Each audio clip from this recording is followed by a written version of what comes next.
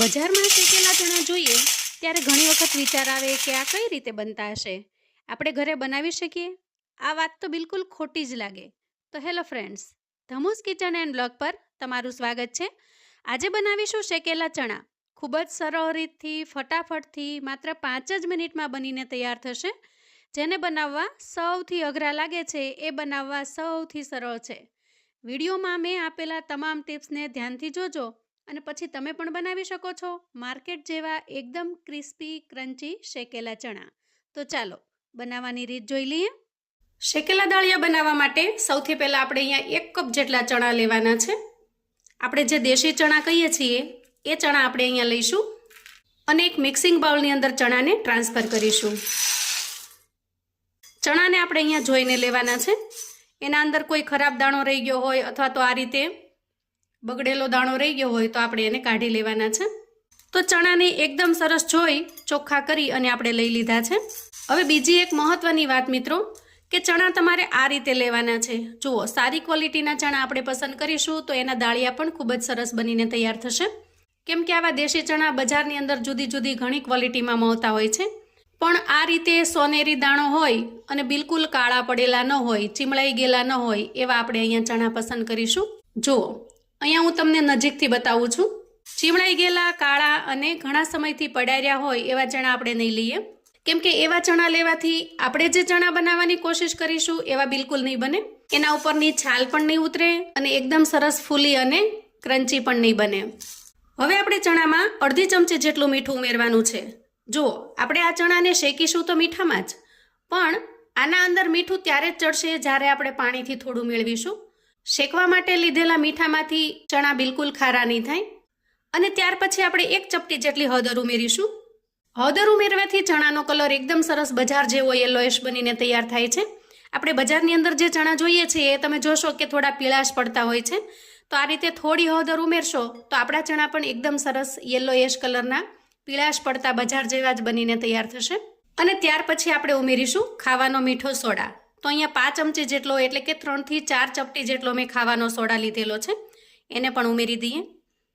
સોડાની જગ્યાએ તમારે ઈનોનો બિલકુલ ઉપયોગ કરવાનો નથી, કેમ કે ઈનો ઉમેરશો તો તમારા ચણા કાળા પડી જશે.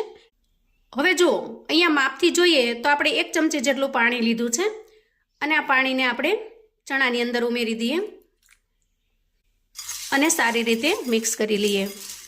અહીંયા શક્ય હોય તો તમારે હાથથી જ મિક્સ કરી લેવાનું, કેમ કે હાથથી એકદમ સરસ મિક્સ થઈ જશે.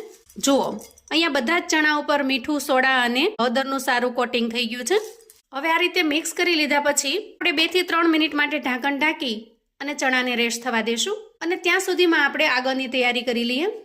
હવે આપણે ગેસ ઓન કરીશું અને ગેસ ઉપર એક કડાઈ મૂકીશું. અહીંયા મેં એલ્યુમિનિયમની કડાઈ પસંદ કરેલી છે. તો ખાસ કરીને શેકવા માટે આપણે એલ્યુમિનિયમ અથવા તો લોખંડની કડાઈ પસંદ કરીશું. હવે જુઓ, અહીંયા મેં મીઠું લીધેલું છે. આ મીઠાનો ઉપયોગ મેં અગાઉ કરેલો છે એટલે એનો કલર થોડો ચેન્જ થયેલો દેખાય છે.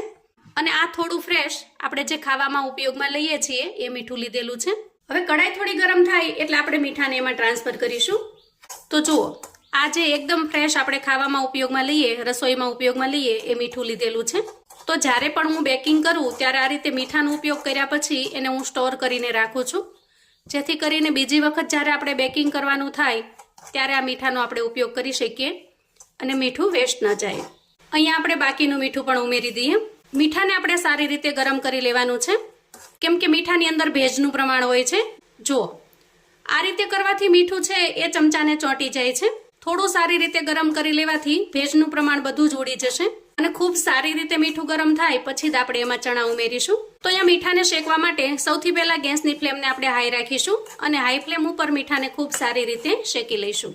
જુઓ, ધીરે ધીરે જેમ જેમ મીઠું ગરમ થતું જશે એમ ચમચાને છોડતું જશે.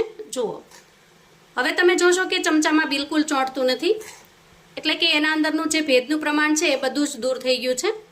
તો આવી નાનામાં નાની બધી જ ટિપ્સને ફોલો કરી અને બનાવશો તો તમારા ચણા પણ બજાર જેવા એકદમ સરસ ક્રિસ્પી, ક્રન્ચી અને સુપર બનીને તૈયાર થશે.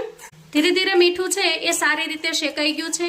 હવે ગેસની ફ્લેમને આપણે થોડી ધીમી કરી લઈએ. હવે જુઓ, અહીંયા ચણા પણ સારી રીતે પલળી ગયા છે. અહીંયા તમે જોશો કે વાટકામાં નીચે બિલકુલ પાણી વધ્યું નથી. જુઓ, હવે આ ચણા શેકવા માટે એકદમ સરસ પરફેક્ટ તૈયાર થઈ ગયા છે અહીંયા શેકવા માટે મીઠાની ક્વોન્ટિટી જોઈએ તો આપણે અહીંયા ચણા કરતાં ડબલ મીઠું લીધેલું છે. આ રીતે થોડું વ્યવસ્થિત રીતે મીઠું લેશો તો ચણા શેકવામાં સરળતા રહેશે.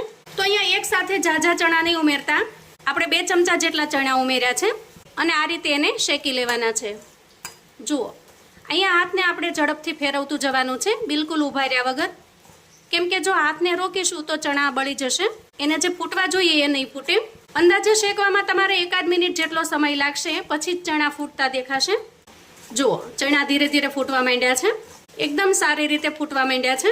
હવે આ રીતે શેકાઈ ગયેલા લાગે એટલે આપણે અહીંયા મોટો જારો લેવાનો અને એની અંદર બધા જ ચણાને લઈ લેવાના, કેમ કે વધારે સમય ચણા જો મીઠાની અંદર રહેશે તો બળી જશે. તો જુઓ, આ રીતે એકદમ સરસ શેકાઈ ગયા છે અને તમે જોઈ શકો છો કે મોટા ભાગના ચણા છે એ સારી રીતે ફૂટી ગયા છે. જો એની ઉપરની સ્કિન છે એ સારી રીતે નીકળી ગઈ છે. અત્યારે ખૂબ જ ગરમ હોવાથી હું તમને ઠંડા થાય એટલે કેટલા સરસ ક્રિસ્પી બન્યા છે એ પણ બતાવીશ. તો આ રીતે શેકાઈને તૈયાર થયેલા ચણાને આપણે એક પ્લેટની અંદર લઈ લઈએ અને એ રીતે આપણે બીજી બેચને પણ શેકી લઈએ. તો જુઓ, બીજી બેચ પણ એકદમ સરસ પરફેક્ટ શેકાઈ ગઈ છે અને હવે વધેલા છેલ્લી બેચના ચણાને પણ શેકી લઈએ. ખાસ કરીને ચણાની સાથે ગોળ એકદમ સરસ કેલ્શિયમ પૂરું પાડે છે. બાળકોને થોડા ચણા અને ગોળ આપો નાસ્તામાં તો બાળકોના હાડકાં ખૂબ જ મજબૂત બને છે. તો જુઓ, આ રીતે આપણે 3 બેચમાં ચણાને શેકીને તૈયાર કરી લીધા છે. હવે ગેસની ફ્લેમને આપણે બંધ કરીશું. તો જુઓ,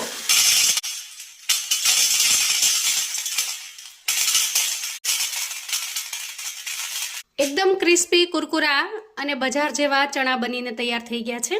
અહીંયા તમે જોઈ શકો છો કે મોટા ભાગના ચણા છે એ સારી રીતે ફૂટી ગયા છે. અમુક દાણા હશે જે અધકચરા ફૂટ્યા હશે. જુઓ, એકદમ સારી રીતે શેકાઈ ગયા છે. ખાસ કરીને જ્યારે આપણે ચણાની જરૂર હોય અને ઘરમાં ચણા અવેલેબલ ન હોય ત્યારે તમે આ રીતે ઘરે ચણા બનાવીને તૈયાર કરી શકો છો. અને જો ઘરે આટલી સરળતાથી આપણે બનાવી શકતા હોય તો બજારમાંથી શા માટે લાવવા?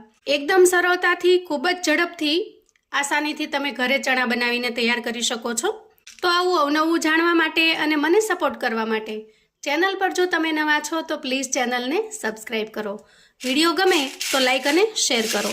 તમારા સગા સંબંધી મિત્રોને પણ આપણી આજની આ ઘરે દાળિયા બનાવવાની રેસિપીની રીત ચોક્કસથી શેર કરજો, જેથી એ લોકો પણ ઘરે બનાવીને તૈયાર કરી શકે, એન્જોય કરી શકે, બાળકોને નાસ્તામાં લંચ બોક્સમાં આપી શકે, સાંજે નાની મોટી ભૂખમાં પણ ખાઈ શકે. કોમેન્ટમાં મને ચોક્કસથી જણાવજો મિત્રો કે આજની આ કાચા ચણામાંથી દાળિયા બનાવવાની રીત તમને કેવી લાગી છે. ફરી મળીશું એક નવી રેસિપી સાથે. ત્યાં સુધી આવજો મિત્રો.